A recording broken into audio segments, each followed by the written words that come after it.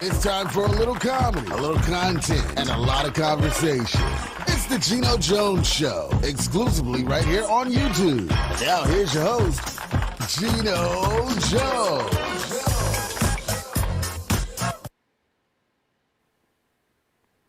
Hi, glad to be back. What's happening, everybody?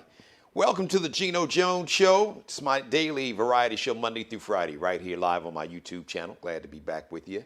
All right, listen, I'm going to get right into the show. My weekly contributor, Keela Carson, is going to be joining me shortly. Today at 4:06 p.m. Central Time.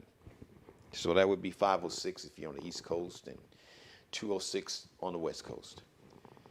Former Minneapolis, Minnesota police officer Derek Chauvin was found guilty on all charges: second-degree murder, third-degree murder, second-degree manslaughter. Guilty on all charges. Led out of that Minneapolis, Minnesota courtroom in handcuffs behind his back. Same way George Floyd was handcuffed behind his back. But the bailiff didn't put a knee on his neck for 9 minutes and 30 seconds. The bailiff took him out of court and took him straight to jail. 17-year-old Darnella Frazier, she's probably 18 years old now, who took her 9-year-old cousin to the store Cub Foods, on May 25th. That was Memorial Day of 2020. That young lady, that young black lady, she was a child, 17. This is a baby to me. But that young lady, young African-American child, is a hero. She stood there, traumatized, with her 9-year-old cousin, traumatized in tears. But she videotaped 8 minutes and 40 seconds of the 9 minutes and 29 seconds of the modern-day lynching, murder. Yes, legally, it has been determined that that modern-day lynching of George Perry Floyd is murder. 2 counts of murder and 1 count of manslaughter. Also, shout out to Minnesota Attorney General Keith Ellison, African-American man, who put together an amazing prosecutorial team. They got a unanimous verdict. Guilty. All 3 charges. I don't know if you know how remarkable that is. So, I got to be honest with you. We're going to bring on Keela Carson, my contributor, shortly. So the second I heard the judge read guilty, I cannot explain to you the joy that overcame me. I raised both of my arms and fists up in the air, and I started cheering like the Lakers had just won the NBA championship again, or the Chicago Bears won the Super Bowl like they did in the 1985 season, back in January of 1986. And I was cheering so loud and so long that my little schnauzer, Teddy, literally started yelling with me. And I called my baby girl, Allie Jones. And she was excited.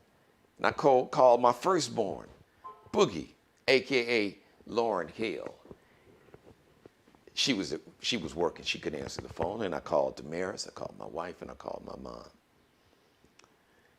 But I need to say this. Let me just close my monologue by saying this.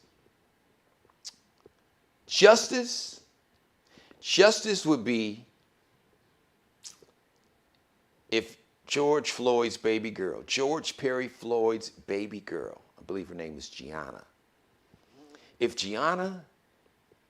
her daddy could walk her down the aisle and give her away in marriage, escort her to the altar when she's about to get married, That would be justice.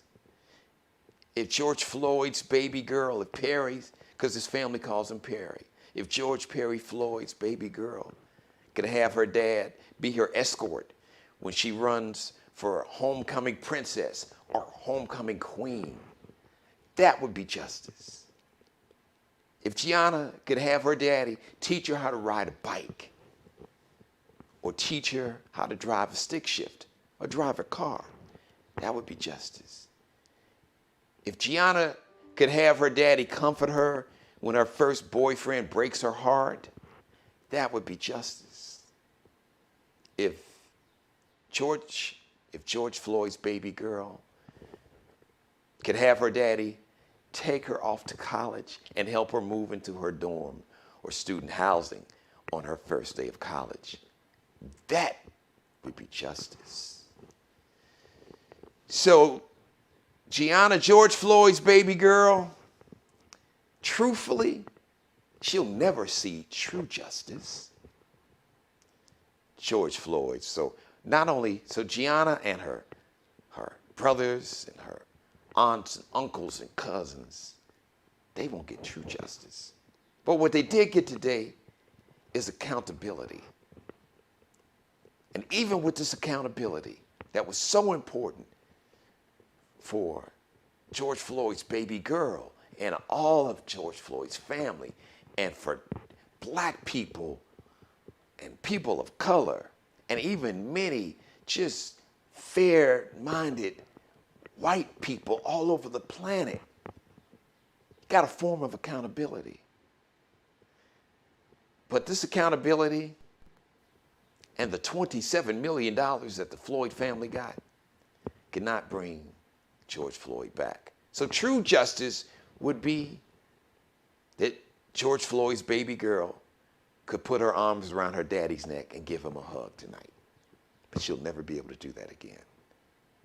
But baby girl, you said something, several months ago. You said that my daddy's going to change the world. And baby girl, your daddy did change the world. Let me bring up my guest, Miss Keela Carson. Kiki, welcome to the show. Thank you for joining me. I think you need to unmute for me there, my sister. And there you go. There we go. There Hi, we go. Geno. How are you? So Hi, everybody. I have given you my personal monologue. I'm proud of myself, Key, because I got to be honest with you. I didn't think that I could get through this monologue and not lose it and just really just start crying because I got very emotional talking to Damaris and Boogie, my oldest daughter, because I thought about George Perry Floyd's, his baby girl, and thinking about what she won't get a chance to experience. And I didn't see it coming, Key, and it just hit me, just the parent in me, and knowing that he loved his daughter from every story that I heard, and being a dad with daughters and knowing how special that is and the comfort that daughters can get from a dad, knowing that no matter what, if somebody's going to bully me, if somebody picks on me, or if this boy breaks my heart, or if I'm sad, somebody that my daddy can protect me. My daddy's got me. And she got uncles, but it's different when it's coming from your dad. And she'll never experience that. And I got to be honest with you. I didn't think that I could make it through the monologue. I'm not patting myself on the back. I'm not asking for a cookie. Just a point of personal privilege. I just wanted to share that with you in the audience because I was thrilled. I was ecstatic in real time when I heard the verdict because I was so nervous, Key, I had to be honest, that I really didn't expect this verdict. I didn't, and I had to, and I was preparing myself emotionally and spiritually. I was hoping, but in my heart did not believe that I would see what I saw. So you have the floor. Well, The verdict that came down was the one I expected. Really? Yes, Tell me why. because Because here's I'm why. curious. Okay. Here's why. I remember, was it May of last year that, what month was it that the incident On happened? Was it Memorial, you're April? right. Memorial May. Day, May Yeah. 25th. I remember May of last year, everybody was locked in the house around the world because of the pandemic. That wasn't being called a pandemic at the time, but we were locked in, and the outrage that came out from around the world, people of all colors.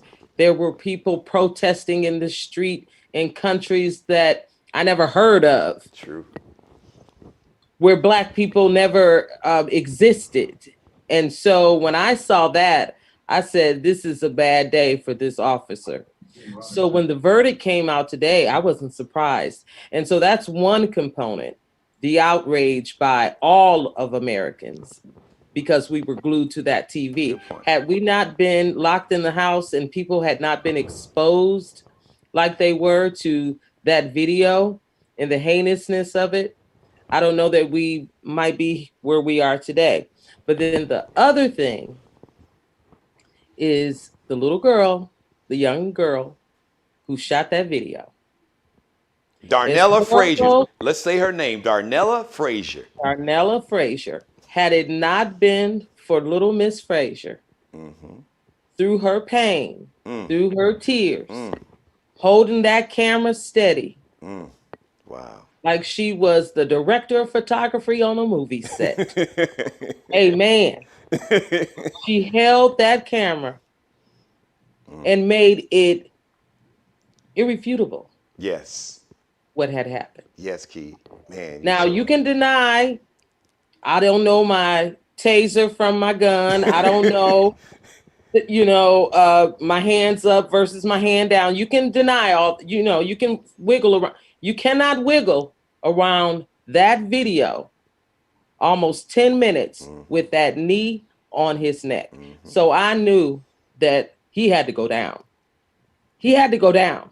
They Well- could not have come back with another verdict Well, because America would burn today. well, see, Key, I'm glad that you had that hope. I didn't. And you know why? Because what you just said, being a Black man in America, you're a Black woman in America, and we have had our heart broken so many times. And the tricky thing is, and as a matter of fact, I'll bring our guest in who was able to join us. Thank God for that. I knew all it took, Key, was just one person, and that was my biggest nightmare. Just one sympathizer. Just all it took is one sympathizer You mean on the jury? on the jury. One sympathizer Yeah. with Derek Chauvin Yeah. could have threw this. It would have threw it off. We would have got a mistrial. Well, we knew that it was going the way of the, prosecution, because they asked not one question. 7 women, 5 men on the jury. When it was all done and the case was closed out, there weren't any questions. Goodbye, see you. We'll be back in a minute. That's, I said, uh-oh, they're done with this. They're coming back with guilty. Because usually you have, you got some kind of question. Something. That's a good point, Key. I'm glad you made that point, and I'm gonna let They had none. our guest speak to And that. before we go and pivot, Keith Ellison, is a former Detroiter, No, cast technician. get out of So, here. shout out to the D. Okay. Yeah. I did not know that. Yes. That Keith Ellison, I followed him. He was in the House of Representatives in Minnesota, U.S. State Representative. Then he became the Attorney General for the state of Minnesota. I did not know he was a Detroit native. Yep, and Wow. Cass Tech alum. So Wow. Cass Tech, just- for those who don't know, Cass Tech is one of the most well-renowned Yes. high schools in terms of Black excellence and in the talented. history of America. Yes, and just Black very and talented. white. I Yeah, mean, you have famous Black and white people that who went to have Cass Tech High graduated School. from So Cass Tech. So it, just a shout out to Keith Ellison. listen. Awesome job by his team. Yes, a great job. Let me bring my guest on. I'm so glad he could join us, ladies and gentlemen. This man is an attorney, one of the top attorneys in America. He is also, he'll be too humble to talk about it, so I'm going to embarrass him. But he is the nephew of the late, incredible American icon playwright, August Wilson, who is also, Paul is in charge of the August Wilson House that they're going to be launching pretty soon in honor of his late uncle who left him. Basically, this was his mission that he left to my dear friend here, and he'll tell you more about the August Wilson House and what it's going to contribute to the culture of Black young men, women, and not just people of color, but anyone there in the city of Pittsburgh, Pennsylvania, where I used to work and do a morning show. Thank you for joining us. Ladies and gentlemen, I want to bring Paul Ellis Jr. to the show. Paul, thank you, my brother, so much for joining us. So could you, as an attorney, I want to get your reaction. Now, Keila, you made a good point. So Paul, speak to this. And I didn't really, now I know the jury deliberated for roughly 11 hours. Now, the last time that you had a conviction in Minnesota of a police officer, the jury deliberated for 11 hours. It was a Black police officer who was found guilty of similar charges, I believe, second, third degree murder or manslaughter for the killing of a white woman, an Australian tourist there in the state of Minnesota. But as anal as I've been about paying attention, Key, I missed the fact that the jury did not send back and ask the judge any questions. None. That's an excellent point. So Paul, as an attorney, could you give us your expert legal opinion, how important that was, and just give us, in real time, give us your take of what you think about the verdict and anything else that you could shed light on this trial for us. Sure. Yeah. Well, first of all, Geno, thanks for having me, man. It's really good to see you. And your guest, I don't know how to pronounce your name. Is it Khalil? Keila. Keila. Okay. All right. I just want to make sure I get it right. Nice to meet you as well. Thank you. All I can say is wow, right? What a monumental day. I don't even have high blood pressure, and I've been, I mean, all day long, ever since they, I had a feeling that the verdict was going to come out today, but I just didn't want to say anything. It's just too big to make predictions and things like that. Well, stop. Let me stop you there, because that's important. I think that's important, especially Sure. you being, being a successful attorney for a couple decades. As an attorney, what was it? What was the tip-off? Was it just instincts? Why did you feel that way in terms of you felt that there was going to be a verdict today? What gave you that sign? Well, to Keela's point, I had not heard anything yesterday or all this morning about any questions. And I was actually talking about that. I can't overstate how how conspicuous that is, right? You have to understand. After closing arguments, right, when the judge gives jury instructions, right, which is already a big fight, right, and every jurisdiction has standard jury instructions, but both sides, they're not locked in stone, right? Both sides get to argue and tweak and put in whatever language that they want. So they did that. They made their case, and the judge gave jury instructions. There's no such thing as crystal clear jury instructions. They're open to interpretation. They're designed to be slanted one way or another, depending on what side you're on. There's a lot of them, right? Just the volume alone. Forget about the complexity. Just the volume alone. There's usually dozens of them. And so you're talking about human beings that are trying to grasp an already internationally renowned trial on top of jury instruction. They want to get it right. They want to follow the law. They took an oath. They really do want to do the right thing. So it's unheard of, or I should say it's atypical. It's unusual for the entire jury to not have one single clarifying question. And usually what that means is that the case is so strong one way or the other that you're probably going to get a verdict, whether it's guilty or not guilty. And let me just say that there's nothing in history, in American society, or on this planet that is more unpredictable than a jury. There's nothing in this world more, and it's absolute. So I'll say that about the.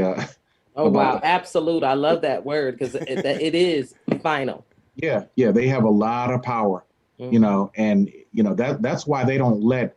That's why you can't. That's why it's prohibited to have. You'll never in this lifetime or any other lifetime see televised jury deliberations. You will never see that. Okay. It would undermine the entire system. And it would subject the jurors to attack, whether it was a high profile case or not. It just can't be done. And sometimes juries will ignore the law, and I hate to say that, in terms of, because we're talking about the legal system, but sometimes tell the truth, man. I'll say sometimes juries. Let me rephrase that. Juries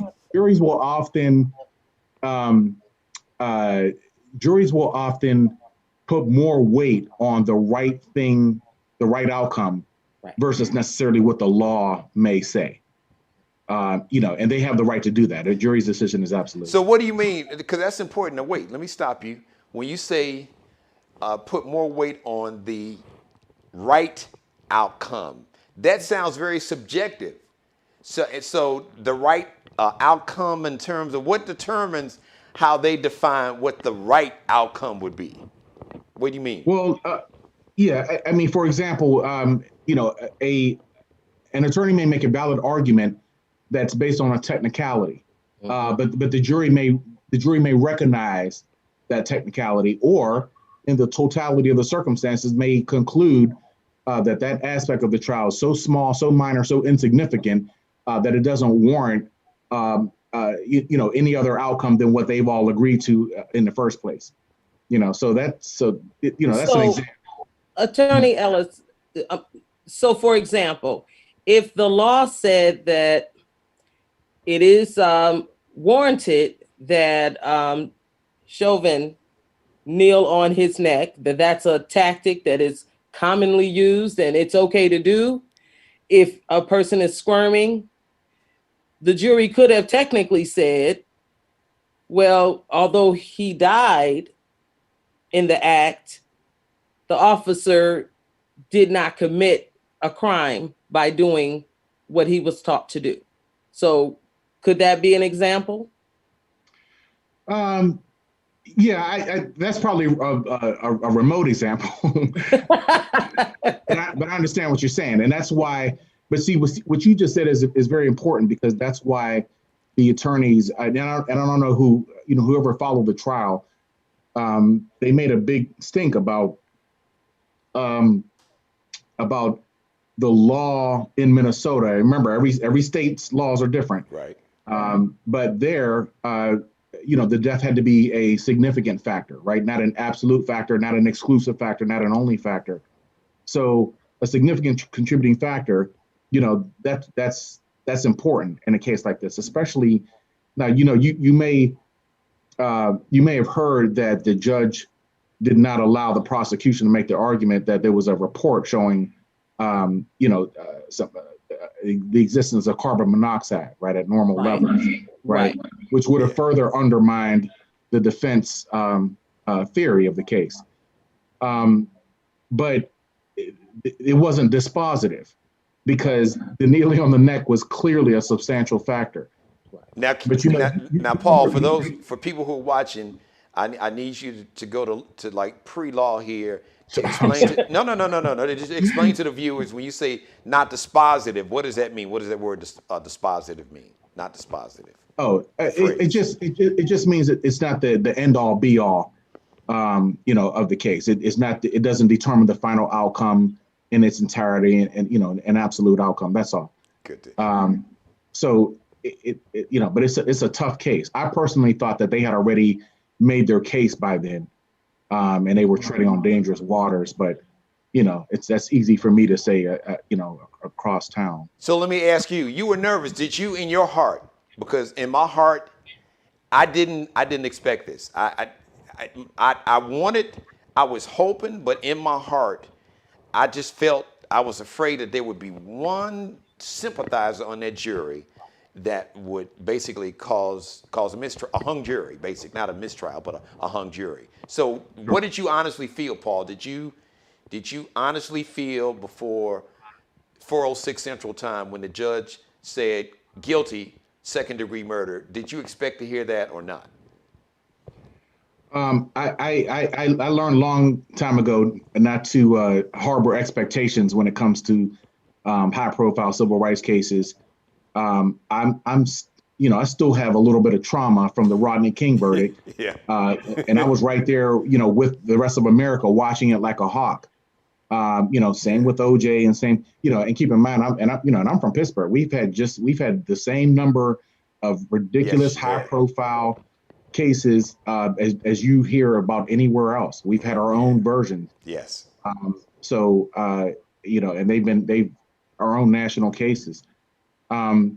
People that are on a jury or they're selected for a jury, I'll say, and once they're impaneled, they know that the jury verdict has to be unanimous. And one of the reasons why I get, why I don't harbor expectations and why I get nervous about these type of juries, because exactly what you said, Geno, you just never know. It is not, one of the hardest things to do, none of us are mind readers, right? Or I should say most of us are not, right? So, you can, when a judge is screening, right, what they call voir dire in the legal process, when a judge is screening prospective jurors, they ask certain questions, right? Those questions are varied all over the place, but they all have the same goal, which is to identify any prospective bias.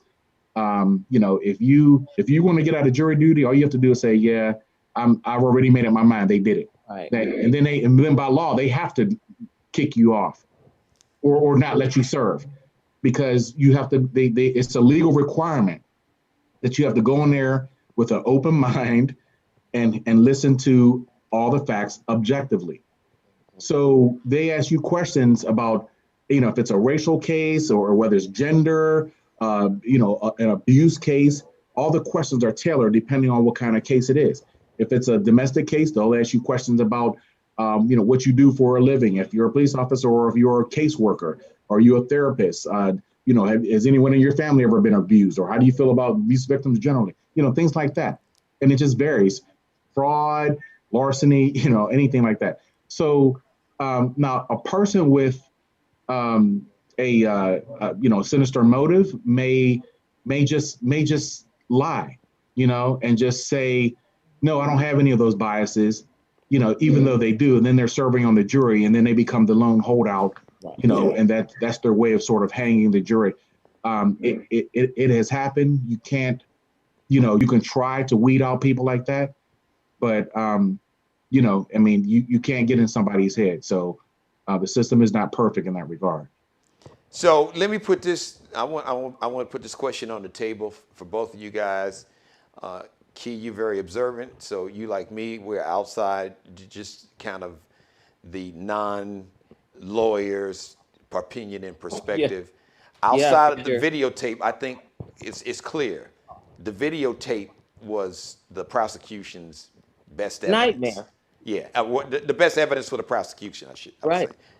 But what would you say would be the second most important, and what I want to put on the table is the breaking of the blue wall of silence. You had the police chief, you had the police officer who trained Chauvin and all the police officers in Minneapolis. I think he's been doing it for like 2 decades. You had other officers, high-ranking officers. I think you had Chauvin's other immediate supervisor, who said that, no, we don't train police officers to put their knee on somebody's neck, especially for 9 minutes and 29 seconds. Yes, there was excessive force. So I think that might have been the second most important fact. Of course, let's give, like I said, let's give the prosecution team credit. Keith Ellison, his leadership, and he put together a great team. But I think because listen, Key, Paul, I have never. Well, it's a brotherhood. Hey, I mean, listen, I have never seen police officers in a sisterhood. but not. I ain't talking about one. I'm talking about like all of them was like, they gave him the stiff arm like the Heisman Trophy. They was like, yo, that ain't us. That was okay. Generally, when we are seeing these videos, we're seeing quick shooting. I mean, now granted, they may have hit the victim several times with bullets, but it's fast. When you have 9 minutes in 28 seconds, thereabouts. Yep, 9:29. Yep. Even your fraternity, sorority of brothers and sisters in blue. Like, hey. I mean, you give them nothing to work with. Yeah. You give them nothing to work with. And then the public outrage on top of it. So let me say this as a student of media and PR and whatnot. The officers had cover because the public outrage was so great. Good point. That they could move away and corner themselves off against him and leave him out there alone. So the brotherhood was never attacked, if you will, because the brotherhood and the sisterhood of officers stayed together against him. We've seen so many cases where it went the other way to where, the public outrage. Absolutely. And they didn't give a damn. They still, they stayed behind that blue wall. 9 minutes and 28, that's... 9:29 is hard to... that's a long time to jab your knee into somebody's neck, and the pain, and how do you as an officer justify going home or to church and saying, well, yeah, he did the right thing. I mean, have that argument after Sunday school. Yeah. That's a tough argument to make on behalf of anyone. It was a modern day lynching. It was.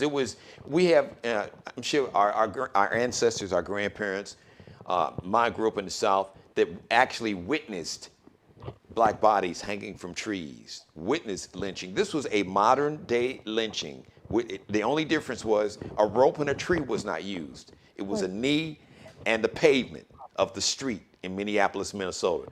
Paul, we want to get your expert legal opinion. What do you think was the second, outside of the videotape, which was crucial, what was the second most important element that caused this verdict to come back guilty on all 3 counts?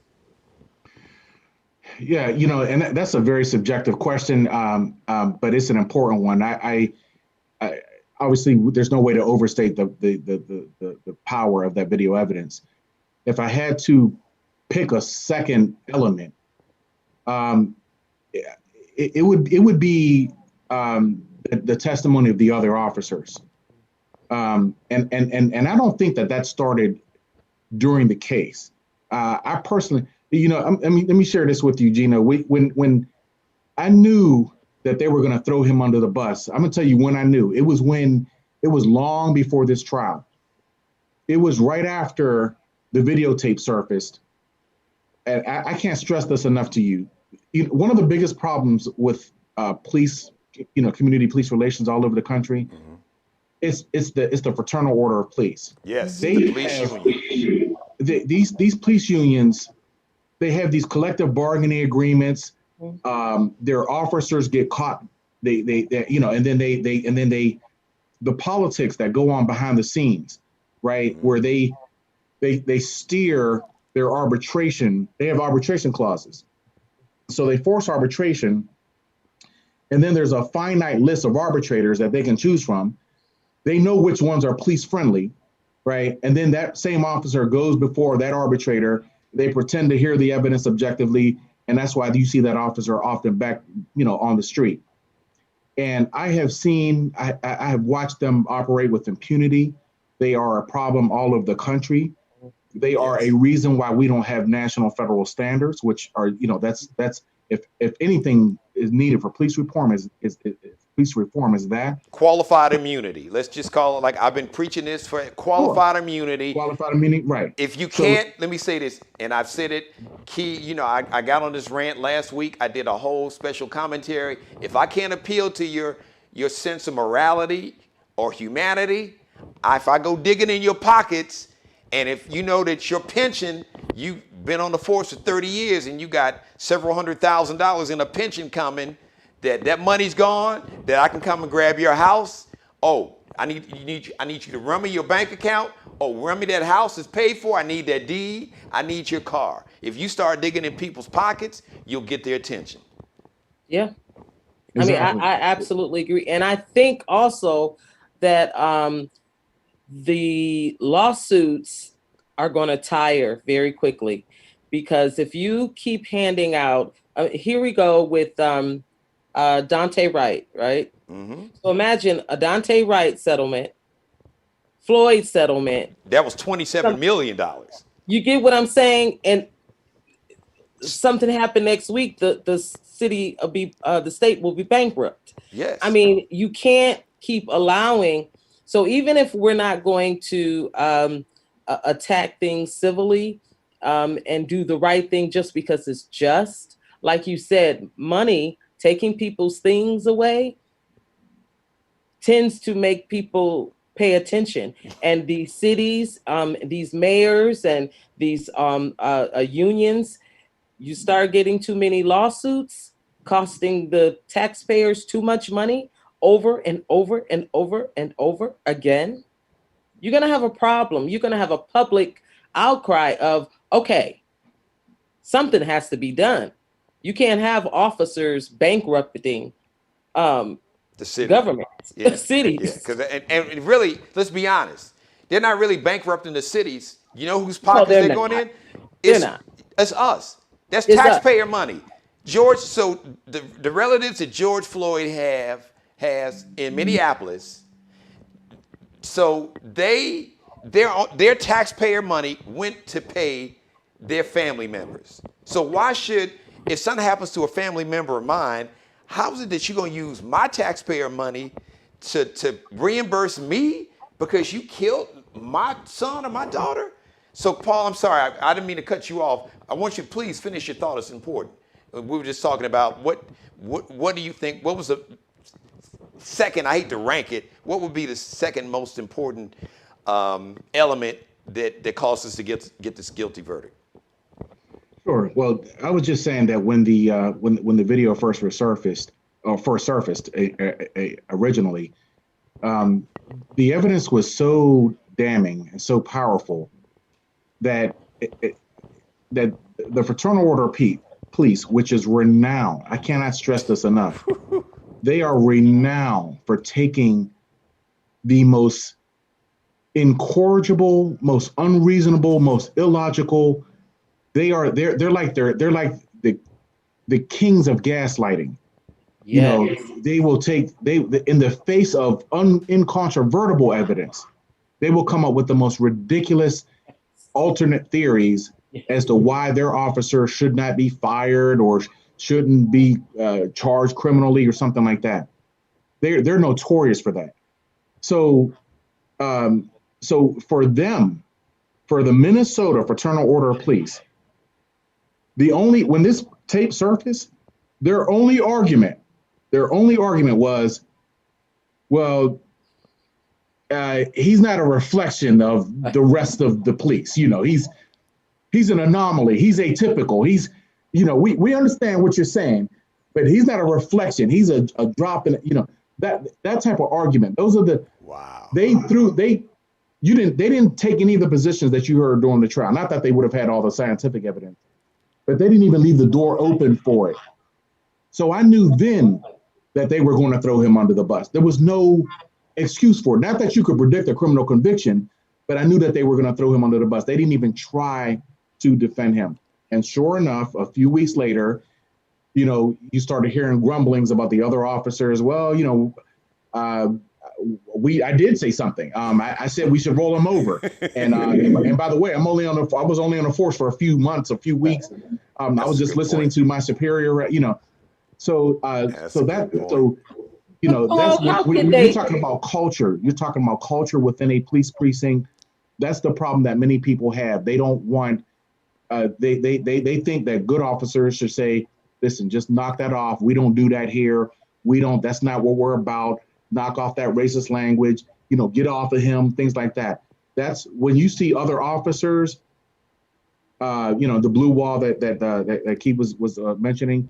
Yeah, that to me would be the second most significant element in the trial, aside from the videotape. Keith, what were you going to ask? I was going to ask Paul, how could they cry that he's an anomaly, he's something different, when his record showed over the course of just under 20 years on the force, 19 he had complaints.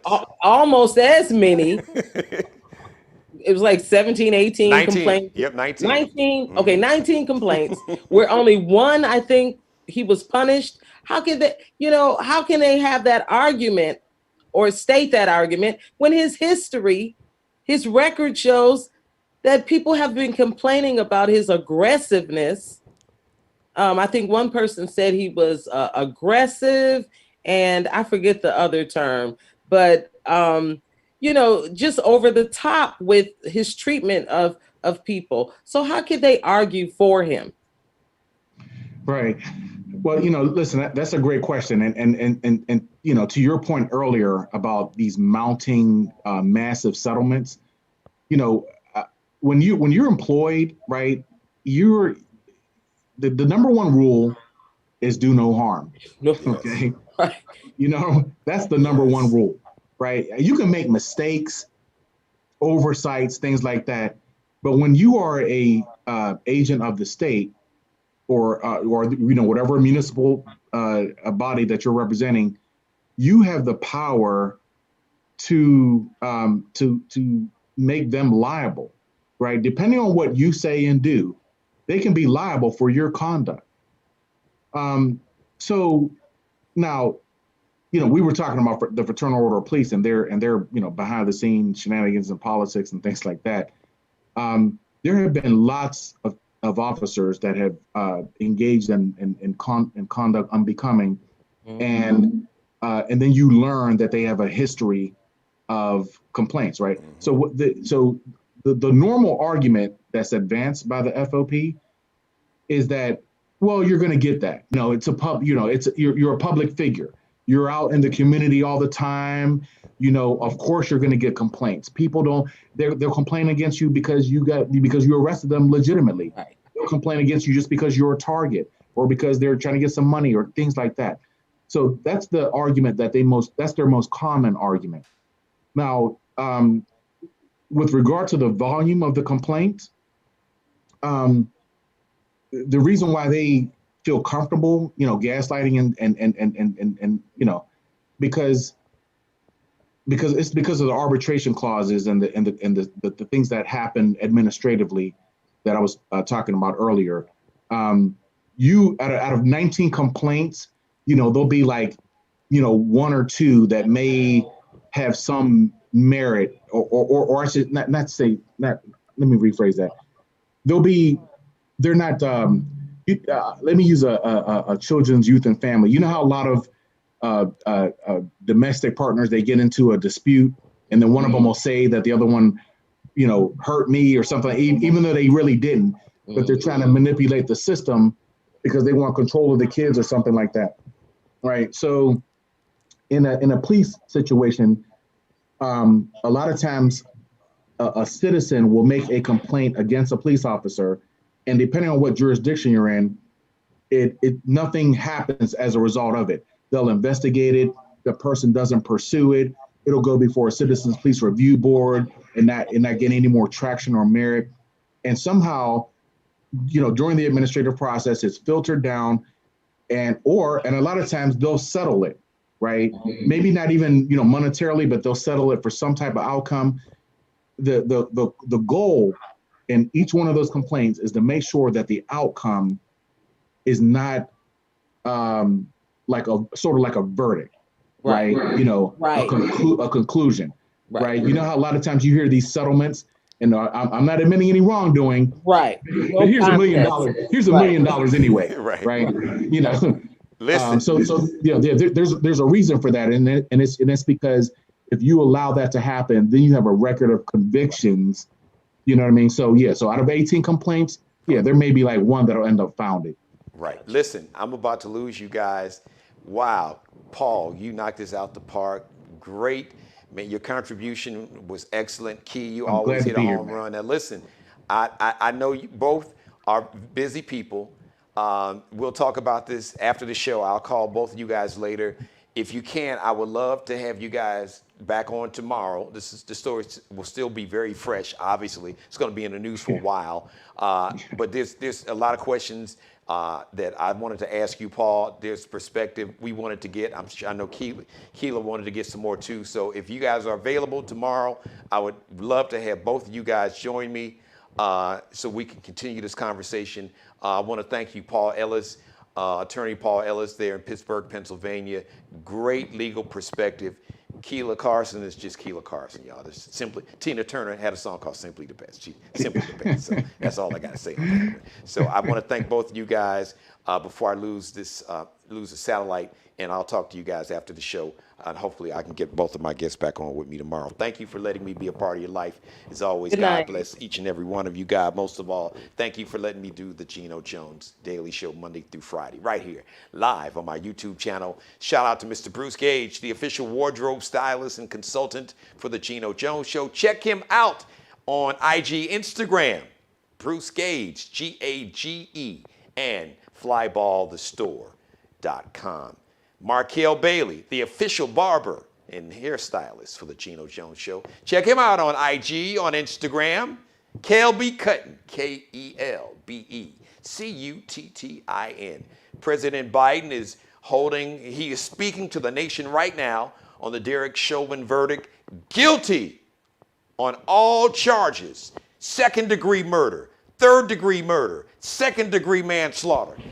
Guilty! All charges. Damn right I'm emotional about it. I hope the Floyd family can find peace. This is not true justice, like I said at the beginning of the show. True justice would mean that George Perry Floyd could hug his baby girl, Gianna. But she can't hug her daddy. So she can't get true justice. His family can't get true justice, but they did get accountability. This is not the end. This is just the beginning. There's so many other families that never even got accountability, let alone justice. Tomorrow, we'll continue the conversation about the guilty verdict in the Derek Chauvin trial. I want to thank everybody for watching, or if you binge watching this, thank you for binge watching. Everybody, I love you very much. And until tomorrow, Wednesday, the next edition of the Geno Jones Show, live right here on my YouTube channel. Until next time. Be blessed. Thank you. Subscribe and tune in to the next episode of the Geno Jones Show, exclusively right here on YouTube.